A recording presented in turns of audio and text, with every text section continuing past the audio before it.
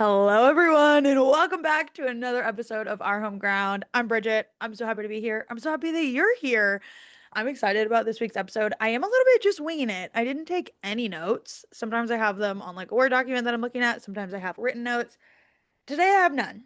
So we're just gonna wing it. If you're paying attention to women's soccer right now, there's so much going on all the time, but Champions League, second leg of the semifinal was this past weekend, so that's what we're talking about. Keep saying that I think you guys are probably sick of me talking about Champions League, but maybe that's not true. Maybe you love it as much as I do. There are a couple of other like bits and bobs that I will mention, just like funny things that have happened or important things that have happened. So we will talk about that, maybe a little WSL, NWSL check-in, but we'll just kind of see where today takes us. That's the vibe I have today.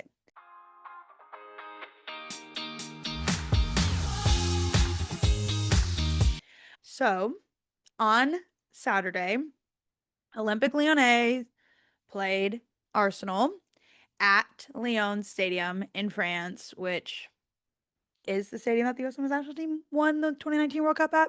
Anyways, that's not relevant. That's not what we're talking about today. Can you tell I'm avoiding trying to talk about this game? I am. But yeah, Lyon ended up beating Arsenal 3-1, winning 4-3 on aggregate because Arsenal went into that game up 2-1 on aggregate.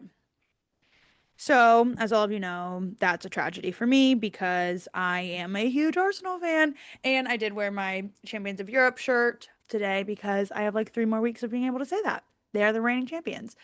Look, overall, I think Lyon looked like a team that deserved to go through, and Arsenal made it really, really hard on them, which I think is impressive if you look at kind of the difference in squad depth that is available. I talked a lot, I think, earlier on about Man United and their squad depth and how they just like aren't really built yet for the Champions League and to be able to play competitively in this many competitions and all that. I think the same could be said for Arsenal's squad this year. They like figured it out, but they certainly were not playing, I don't think, with Renee's like a squad choice. Maybe a starting 11. I think there's an argument to be made there, but center backs were not healthy. They had super limited wingers. Anyways, I can make it's not excuses. Like I do think these things are real. I think for me, the key in this match was Dumornay being back, fit, and available starting from the beginning. She is such a threat whenever she's on the field, just like always. She's making great runs, she's pulling defenders, you she's just always kind of in the back of the defender's mind. Like you have to know where she is all the time because she's so dangerous. And then also in this game, Jule Brand was incredible. And I really do like her as an individual player. I think she's fantastic. She's German. She plays for Lyon. This is her first season there. She's having a great season. FOTMOB rated her an 8.8, which is incredibly high. And then, of course, my other person who I have to shout out because she had a great, great game, per usual, is Emily Fox. She's just incredible. Her recovery runs, the way that she was able to sort of like hold this team together, I think was really, really impressive. Yeah, Arsenal lost 3-1. Talk about it a little bit. Wendie Renard scored the first goal. It was a penalty that was conceded by Lotte Wubben-Moy. I actually think it's really interesting the way that this whole thing went down because the penalty was not called on the field, if I'm remembering this properly. It was not called on the field, and then it went to VAR review, and VAR sent it down for review, which is exactly how it's supposed to be if they believe there's a clear and obvious error. The right call ended up being made. I think my issue with it is that the camera angle that we saw on TV that made it clear that like yeah, Lotta did step on her ankle or foot or whatever was a camera angle that VAR didn't have because it was from like one of the TV cameras, not a VAR camera. So I actually don't think that VAR had like a clear and obvious situation. Maybe they're trained and there are ways to tell like yeah, she could have only fallen if that way if her foot got. I don't know. And again, to be clear, the right call was made. It was a foul in the box. That's a penalty every time. Well, Wendie Renard, who just one of the most decorated Champions League, if not the most decorated Champions League player of all time. She has played in every single Champions League final that Lyon has played in, and this is going to be their 8th. So she's unbelievable. She's a center back for them. She steps up and she takes it, and Daphne Van Dumselaar saves the penalty. Immediately after saving the penalty, it turns into a transition in which Arsenal has like a break down the left side. It gets called back because Daphne Van Amselaar came off her line, both feet off the line before Wendie Renard struck the ball, which, again, right call. It went to VAR, got sent down, redo the penalty. Wendie Renard, being who she is, went the exact same direction and actually struck a much less good penalty, but she had sold Daphne Van Dumselaar the other direction, so it didn't matter. So she converted. Overall, I think Lyon is a good team that will force you to concede penalties in the box. Like you have to be so tight on them that that kind of stuff happens. I don't think it was egregious by Lotte Wubben-Moy. And I actually think most people agree. Like it happens. It's unfortunate. You don't want it to happen, but here we are. So that was the first goal. And then 15 minutes later, Diani scores off a corner all the way, goes all the way across goal to the back post. She's like feet behind, probably 6 feet, like past the back post. It falls directly to her, not really even directly to her. It was a fantastic finish. Honestly, beat Daphne Van Dumselaar near post. It was kind of a weird bouncing ball, or like the height of it was weird. Daphne went for it and didn't have it covered. And so then suddenly they're up a goal, and that's all they needed to be was up 1 goal. Going into halftime, they were up 2-0, up what 3-2 on aggregate. Arsenal comes back out, plays a significantly better second half. And that's the thing about being an Arsenal fan. And if any of you listening are Arsenal fans, you already know what I'm about to say. It's the hope that kills you because Arsenal is never out. They might be down, but they are never out. And so in the 76th minute, Alexia Russo from this gorgeous cross in from Smilla Holmberg, who incredible signing in my opinion. I actually think in just about everybody's opinion, playing out of position. She's playing as a right winger because Beth Mead was unavailable for personal reasons for this second leg of the semifinal as well. So Smilla Holmberg is playing as the right winger when she is traditionally a right back, but she's up there, crosses in, perfect ball, like right in between 2 Lyon defenders. Alexia Russo scores a goal. So suddenly it's 3-3 on aggregate. And when I tell you I had spent whatever 40 minutes plus halftime, 55 minutes, resigning myself to the fact that Arsenal was not going through to the final. And I was like, you know what? Lyon played a great first half. Arsenal's played a much better second half, but I was like trying to be okay with it. And then that ball went in the back of the net, and I was like, we are so back. And I really got hopeful again. It was nervy. Lyon was an incredible side. And then in the 86th minute, after some subs happened, there was a miscommunication in defense, and Jule Brand ended up completely unmarked across the box, and she finished it. Gorgeous finish, honestly. Diani and Jule Brand's goals were really, really pretty, and Arsenal forced them to make great shots, take great shots to make great goals, I think is what I'm trying to say. And then the penalty concession is unfortunate, but again, like it happens. So yeah, that's how the game ended. 3-1 to Lyon, 4-3 on aggregate. And Lyon, they are the champions of Europe. That is what they are known as. As was talked about last week, it was said that Arsenal is defending their title, Lyon is defending their legacy. Consider legacy defended. They are back in the Champions League final. They did not let what happened last year happen again. So, yeah, I think overall it was a good game. It was entertaining. It felt really tight. And that I think is really fun for the game, for the women's game in general. Obviously, I'm very disappointed, but I think Arsenal had a great Champions League run and have nothing to hang their head about. Honestly, they should be really proud. Top 4 in Europe, especially the way that they lost their first 2 games of the Champions League to Lyon and Bayern. Again, I think those were good games too. Maybe not the Bayern game when they were up 2-0 and lost 3-2, I think is what happened. Anyways, or whatever. They were up by 2 goals and then lost. Anyways, so I just think overall Arsenal had a great run following their win last year, right? It's not like they didn't didn't qualify for through the league phase into the knockout rounds like some people were trying to say that they're going to. If you go back, I told you all you were crazy. They just had their 2 hardest games at the beginning, and a lot of the other top of the table teams had their hardest games towards the end and their less hard games at the beginning. So it all worked out in the end. Arsenal finished 5th in the league phase and lost to the team that finished 2nd. So what can you do? Anyway, 2nd? Did Lyon finish 2nd? I don't actually know. Whatever, top 4.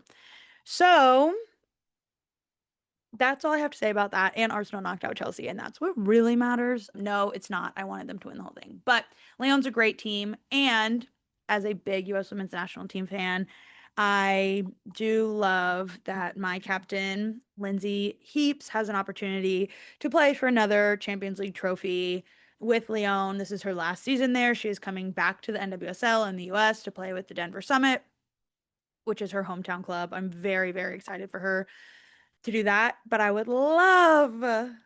No, I didn't want her. I didn't want this. This is a silver lining I'm finding in that I want, now that this is the reality, I will be cheering for Lyon, and then I'll probably have my heart broken, and that's okay. But I'll be cheering for Lyon because I love Lily Johannes. This would be her first Champions League trophy, and I would love for Lindsay Heaps to have another one to sort of go out on that high from Lyon. I think would be incredible. I know a lot of people will be cheering against Lyon because they are owned by Michelle King, and people seem to think that Michelle King is bad for women's soccer because she has a lot of money. And I just think it's ridiculous because we've been begging to have more money in the women's game, and then somebody shows up and it's a woman and we're mad about it. But no, you just don't like it because she is drawing all your players to her teams because she pays her players. Anyways, that's not what we're talking about today. We're not getting into the Michelle King of it all because I don't have a lot of coherent thoughts. That's all I'm going to say about that. So that was on Saturday. And then on Sunday, we had the second leg of the second semifinal. And my God, what a game that was, too. So Barcelona hosted Bayern Munich at Spotify Camp Nou in Barcelona. Why did I forget the name? In Barcelona. And what an atmosphere. What a game. Unreal. So many goals. It was 4-2. There's a fly. It was 4-2. Ended up 5-3 on aggregate to Barcelona because it tied 1-1 at Bayern. And honestly, I think Bayern should also be really, really proud of themselves and the way that they handled themselves in this competition. They finished top 4 in the league phase. They were 4th after losing to Barcelona 7-1 on the opening day of league phase. So to turn around and lose 5-3 on aggregate is unbelievable. They scored 3 goals against Barcelona. They only let in 5, which it's Barcelona. Like, they're going to score goals. You have to assume that. And so, yeah, just talk through this a little bit. Okay, so I just spent probably 5 minutes talking through the first 3 goals of this game, and I told them in the wrong order. So in editing, I'm going to, and at the time you're watching this, have now deleted all of that conversation, and we're going to start over. So if it cut weird and it doesn't make sense, that's why, because I just told it all wrong. So this Barca game, in the 13th minute, Selma Paralluelo scores a goal off of a Caroline Graham Hansen cross to the back post. Gorgeous, great finish. Even better cross in. It was so, so good. Paralluelo finished it with like a bouncing, making it really hard for not Daphne Van Dumselaar. I'm a mess for the Bayern keeper. Hello? Her name has gone, Mahmudovic. So made it really difficult for her, that bouncing ball, but it was gorgeous, very well finished. And that was like the second time that exact same setup, Caroline Graham Hansen to Selma Paralluelo, had happened. So it was getting a little nervy, and it was like, oh my gosh, it's only the 13th minute. This is like the second time they've had this. This is going to be a bit of a disaster. Linda Dallmann said absolutely not on my watch.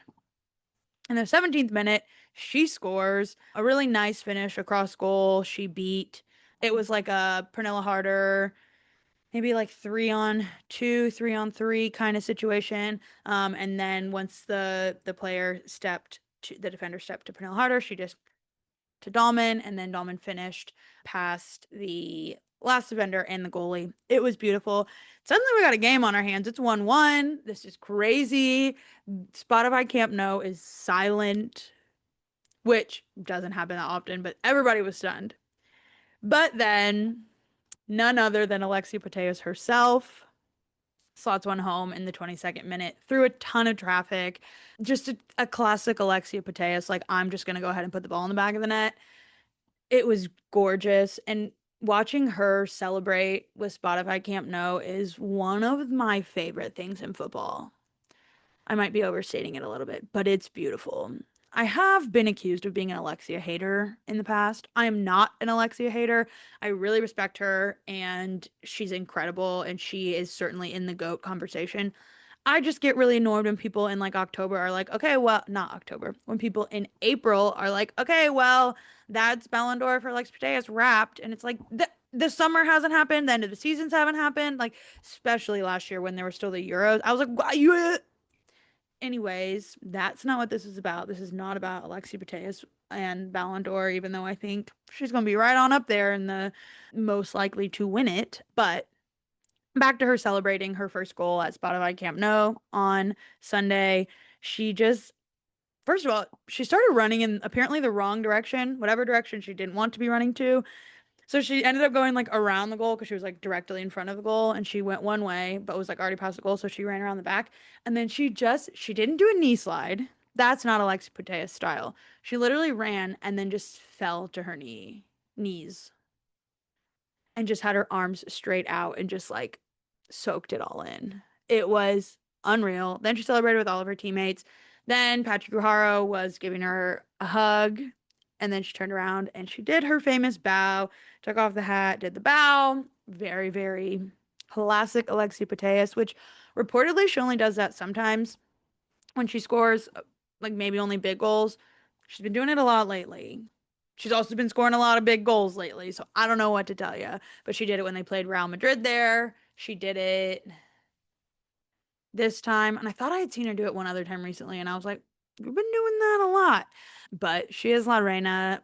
They don't call her that for nothing. Her at Spotify Camp No is just unreal. So that was very exciting. And then it was halftime, and it was 2-1 at halftime, and everybody was a little bit like, guys, this is a game.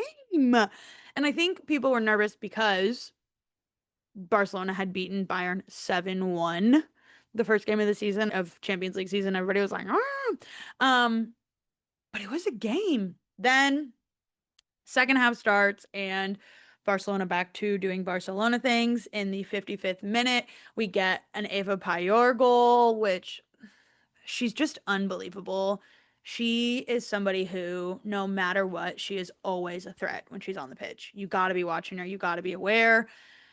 And Bayern wasn't. So, gorgeous Eva Pajor goal. And then shortly after that, 3 minutes later, we get an Alexia Putellas goal again. It was off a set piece. She was literally like back to goal, ball bounced to her, and she just kind of like threw her body and leg around, and the ball went in. They asked her on the Paramount Plus CBS broadcast about the goal, and I think it was Jen Beatty who was like, what were you even thinking to like at that moment you're back to goal? And she's like, I wasn't thinking, I just was like, this ball needs to go in the goal. And she did that. She really, really did that. So then Barcelona was up 4-1 and it was a little bit like, oh, this is a bummer. But then here comes Bayern, and out of nowhere, Pernilla Harder scores a banger of a goal, as she does, because she is just unreal. She I can't actually say enough good things about Pernilla Harder because I just think that she has never gotten, I think, the credit that she deserves. She's played at big clubs. She played at Chelsea for a while.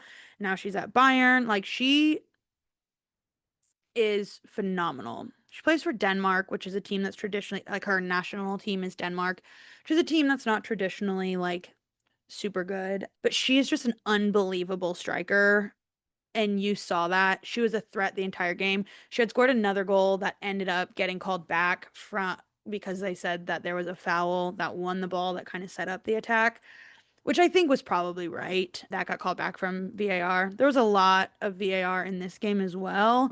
Big weekend for VAR. And I actually think overall, this was a much better sort of report against VAR, that they intervened when they needed to. There were reviews, they were relatively timely. Anyways, all that to say, Pernilla Harder had a great game. In the last like 15, 20 minutes of the game after she scored that goal, the second goal was after that. And so it made it for a second seem like it was 4-3 and like we were like really, really back in it. So it felt so tight until the very end, and Barcelona was desperately defending. And it was honestly, I was so impressed with Bayern. They kept the intensity so high, they kept the pressure on in really, really important ways. And I really loved it. It was a super fun game to watch, especially as a neutral. I honestly was super neutral, which is something I'm really bad at doing, but I like players at Barcelona. I like players at Bayern, and my team was out, so it's not like I was rooting for like one of the teams because that's what I wanted my team to play. So I genuinely was pretty neutral. I think I was a little bit rooting for Bayern because I like an underdog story sometimes, unless my team's not the underdog, of course. But it didn't happen, and that's okay. But it was a super entertaining game, and all credit to Bayern. I do think that they should be really, really proud of the way that their Champions League campaign went. The way that they played against Barcelona in both legs was really impressive.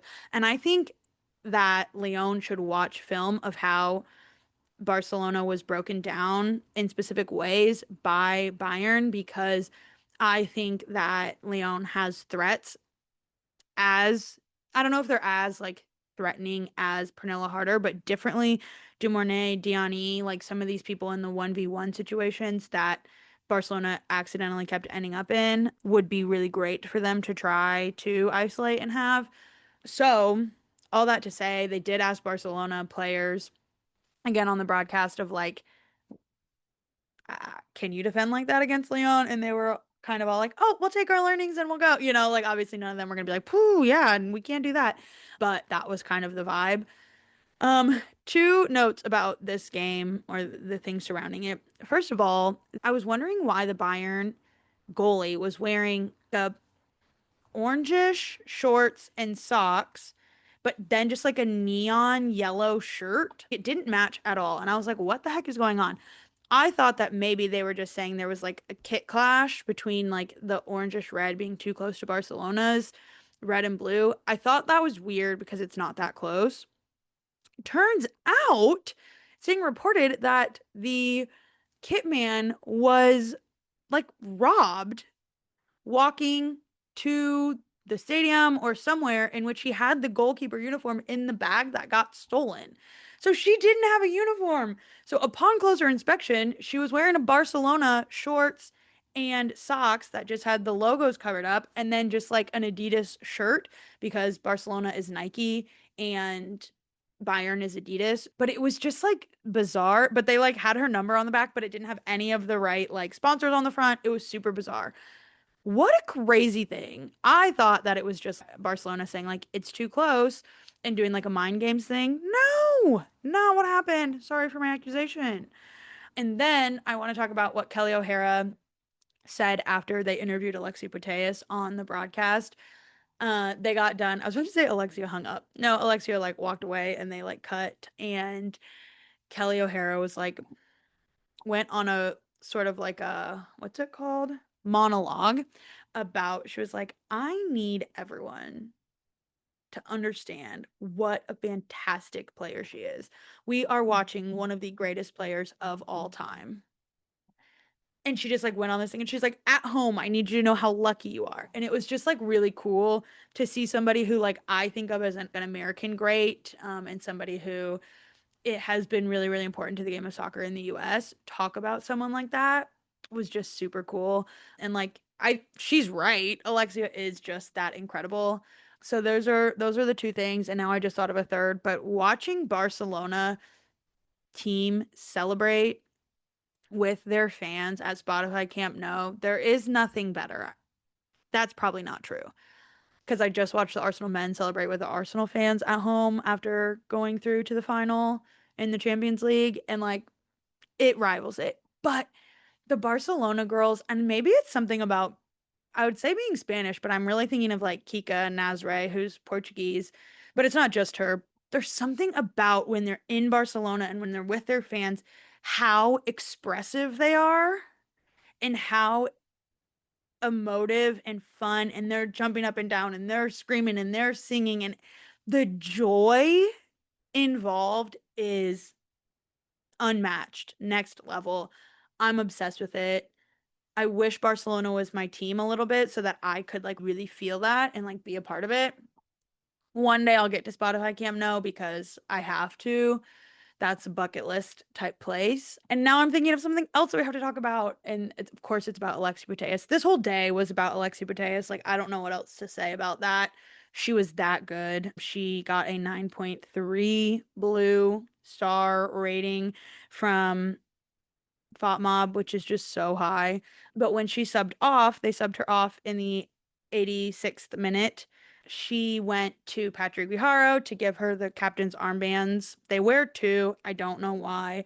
Anyways, they hugged, and Alexia was crying, visibly like lip quivering, eyes watering, not like sobbing, but like crying. And I had a lot of speculation about that because she has not renewed with Barcelona. Her contract is up this summer, and there are big rumors that she's going to London City Lionesses, that they have potentially made her an offer she cannot refuse. To me, that would be shocking. I think her leaving Barcelona at all would be a surprise, though, if they cannot pay her what she is worth, she cannot stay there, in my opinion. I get that it's Barcelona and that it means so much to her. Like, trust me, I would say I get it, but like I'm obviously not her. I don't like get it, but like I'm picking up on the vibes, okay? And I know how important that club is to her and how important she is to that club.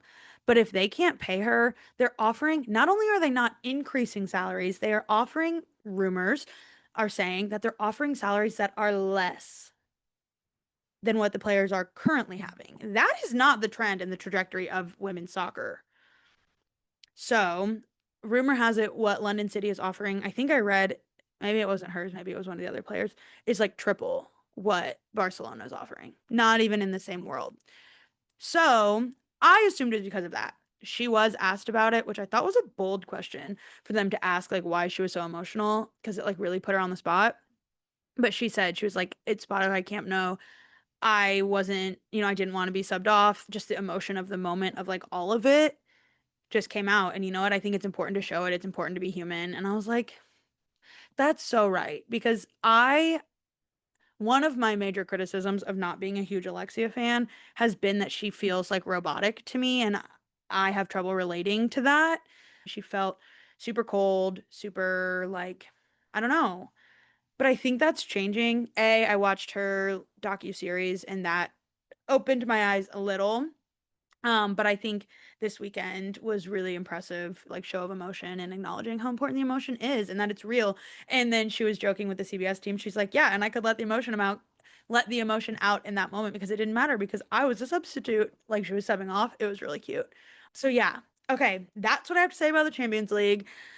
I'm done talking about it for now until the final. Obviously, I'm going to talk about it again. This is the biggest tournament in women's football right now, so it's a big deal.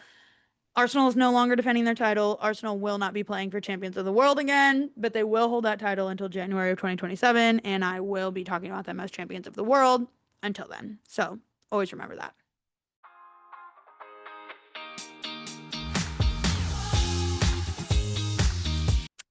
In terms of other things that are happening in football, one thing that we do need to mention is a prominent retirement was announced. So we're coming to the end of the WSL season, and we're seeing a ton of movement, a ton of people leaving clubs that they've been at the club for a while or the club's really meaningful to them in one way or another.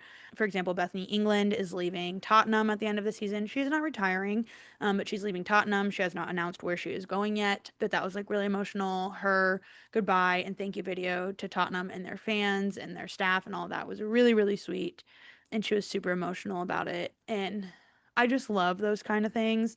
I love bringing the humanity into the sport and like into it all. So I don't like love to see players sad and cry, but I love the whole concept of being honest about the emotion. So excited to see where Bethany England goes. She's a great striker. But the prominent retirement in football is that Millie Bright has announced her retirement from professional football. She announced her retirement from international football right before the Euros, like weeks before the Euros, which was a shock to, I think, everyone. She had been captain of England at the 2023 World Cup while Leah Williamson was out with her ACL injury. And then she's just been battling with injury, and it was too much to be playing internationally and for club, so she retired. I assumed she would be like a Kim Little kind, where she retired internationally and then kept playing at club for a while, but she's been out injured for most of this season, has not been able to stay healthy. I say for most of the season, I'm not exactly sure how long she's been out, but she's been out.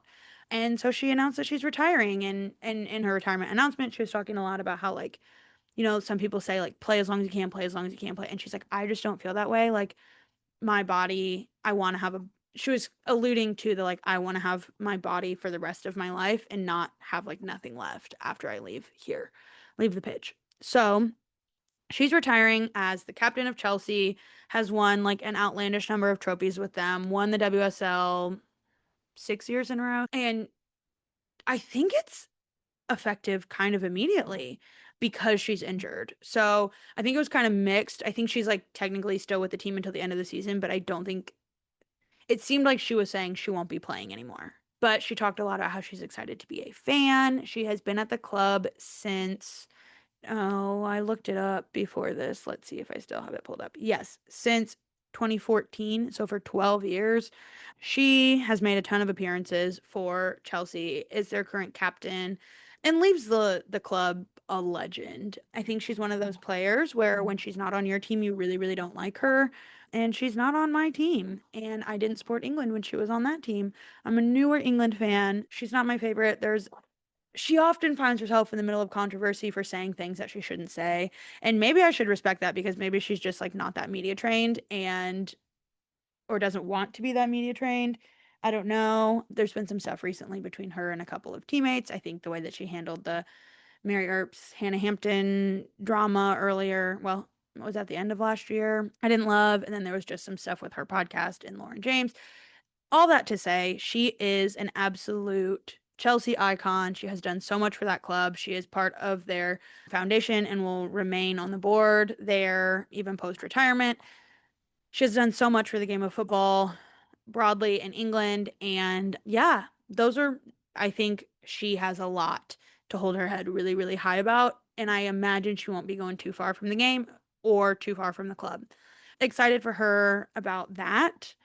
Another favorite thing of mine that happened over the weekend is that Sophia Wilson, who plays for the Portland Thorns and the U.S. Women's National Team, and Mallory Swanson, who plays for Chicago Stars and the U.S. Women's National Team, they both recently had babies. Their babies met for the first time over the weekend because Portland was playing at Chicago, and Sophia Wilson brings Gigi everywhere with her. Mal Swanson's daughter's name is Josie, and they met, and it was so cute. There are so many videos on the internet. NWSL posted it. I think Portland posted it. I think, like, W. Galazzo posted it. The women's game with Sam Ewis posted about it.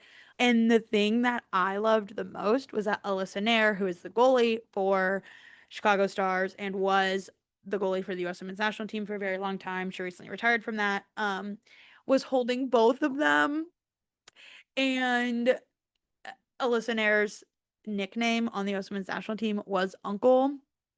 And so there were so many posts about, like, peak uncle behavior while she's holding Josie on one hip and Gigi on the other. And then Gigi's, like, reaching towards Josie, looking like she was trying to hold her hand. It was so cute. It was so cute. And I just love, love, love that not only are women now, like, allowed or whatever to do this, it's celebrated by the clubs and they can bring their kids to the games and, like, traveling with them, and it's just part of it. It's not seen as, how, like, Sydney Leroux and Sarah Gordon have talked about previously, where it was, like, this whole ordeal and the club, like, made a whole thing about it and it was inconvenient and all. It's just part of it now. People have babies and they come with us. That's just the reality. I'm sure it is not easy, and I am sure that not every club is this way, and I'm sure that it's not every conversation is, like, as easy as I'm trying to say. These are women who are still blazing trails, and it's so impressive. Mallory Swanson is not yet back with the Chicago Stars game fit, but she is back in full team training as of this past week. So that's super exciting. She is a phenomenal footballer. So that's really, really good. Portland Thorns, top of the table, 3 wins in 3 games over the week, in which they beat San Diego Wave and Chicago and someone else. So they sit top of the table with Washington Spirit in second. They are also in great form. They have won 4 games in a row. They beat Orlando 4-2 this weekend. And Washington Spirit is killing me right now because they have Jose the Coyote, who is their good luck charm. So funny.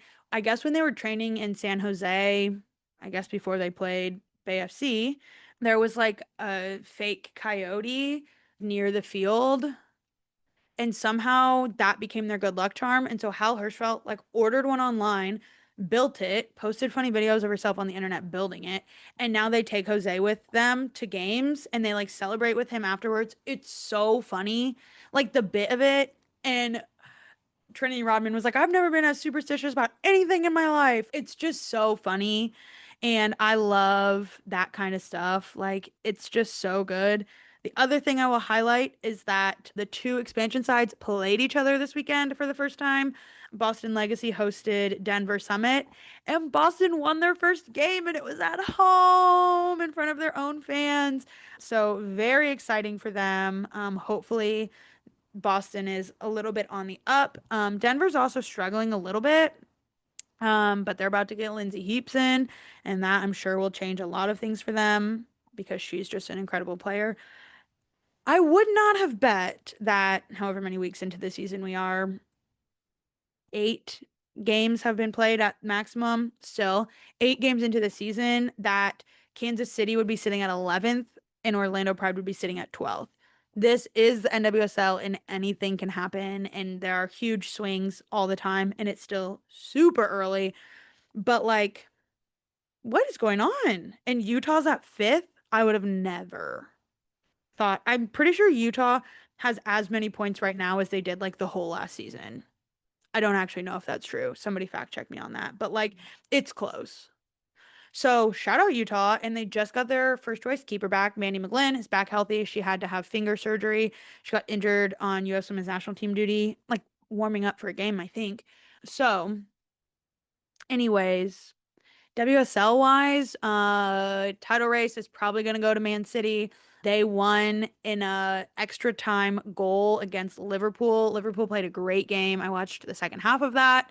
At least the second half was great. I can't speak on the first half, I guess, but it was 0-0 until the 91st minute. And Rebecca Knack, the center back, scored a header, diving header off a set piece. And it was just unbelievable. They pulled it off. They also celebrated Laura Coombs' retirement that day. She is a longtime Man City player. She played for England, a well-known and well-loved player by many. So she also announced her retirement. But there are big names out there who still have not renewed their contracts with their clubs. Someone who did renew their contract, I don't remember if I talked about this last time or not, was Leah Williamson. I'm sure I talked about it. I'm always talking about Leah Williamson. She renewed contract with Arsenal for presumed to be another 2 years, so that's really incredible. But like Bunny Shaw is out of contract and nobody knows where she's going. Sam Kerr is out of contract. Nobody knows where she's going. Hannah Hampton, Aggie Beaver Jones. Did I say Bunny Shaw? Because that's the one I've got my eye on because apparently Chelsea has offered her $1 million a year to play for them because it really looks like Sam Kerr is going to be leaving Chelsea. That's what all of the rumors are indicating. Leah Galton announced that she's leaving Man United. She has been at Man United since the women's team was started. So that is a big thing. Who else? Beth Mead, Caitlin Ford, Katie McCabe. We don't know what's happening with any of them. And then Alexia Putellas, Ona Batye, Mappy Lyon. There's actually today, just before I recorded, a rumor was leaked that Mappy Lyon has told Barcelona that she will not be renewing with them. And the rumor has that she is going to London City Lionesses, that they have offered her a fantastic deal. So she might be coming over to London. See about that. Who else? Who else? There's a lot of rumors about some Real Madrid players. There were a lot of rumors about Caroline Ware, but those I haven't heard that much of since. I'm trying to think who else just off the top of my head because it's like, guys, I think there's going to be a seismic shift in women's soccer. And I'm excited about it, except I'm not excited about the Arsenal players because Beth Mead is the reason. She and Leah Williamson are the reason that I started supporting Arsenal to begin with. So an Arsenal without Beth Mead is going to really hurt. And I think they should just renew her. I haven't really heard that many rumors about her going elsewhere. I think part of it is because she and her partner Viv Miedema were out on like personal absence. They said Viv was out on family matter early on, but then it just switched to personal reasons. And then Beth missed both legs of the Champions League semifinal. It was also questionable whether or not she would be like fit or ready to go. She is supposed to be fit and ready to go for the midweek game of Arsenal versus Brighton. So she's back with the club. So I really hope that whatever family situation or personal matter they were dealing with has resolved in a good way, sending them love, and also will be devastated if and or when her contract is not renewed with Arsenal.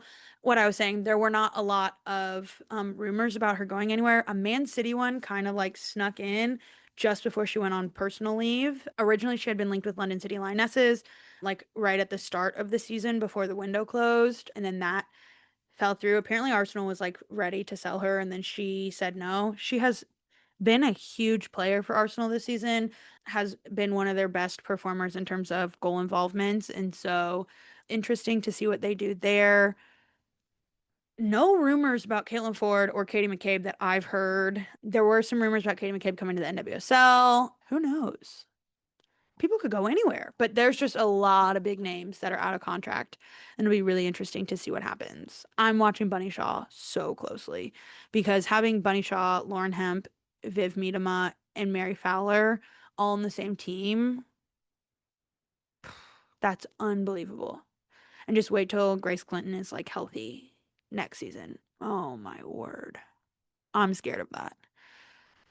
Anyways, I think that's all I have to say for the day. Certainly found a lot to yap about. Always yapping about the Champions League, which you'll be happy to know there's only one game left. The final in Oslo, Norway. A fair few Norwegians, really for Lyon, I guess, I said a fair few. I think there are two. Caroline Graham Hansen plays for Barcelona, but she's from Norway. Yeah. Yeah, I was right. So she's Norwegian. So she plays for Barcelona. So she's playing a home champ. I don't know if she's from Oslo, but in her home country for the Champions League. And then Ingrid Engen and Ada Hegerberg are all Norwegian. And so they get to play the Champions League final at home. Very exciting. There was a super cute moment of Ingrid and Ada Hegerberg. I don't actually know how to say her name, I guess. Hugging, and there was like a picture, like a slow-mo video of it and being like, we get to play at home. So cute. You know, I love that kind of storyline. Anyways, I'm really going to end the episode now. I hope everybody has a great week and I'll catch you next time.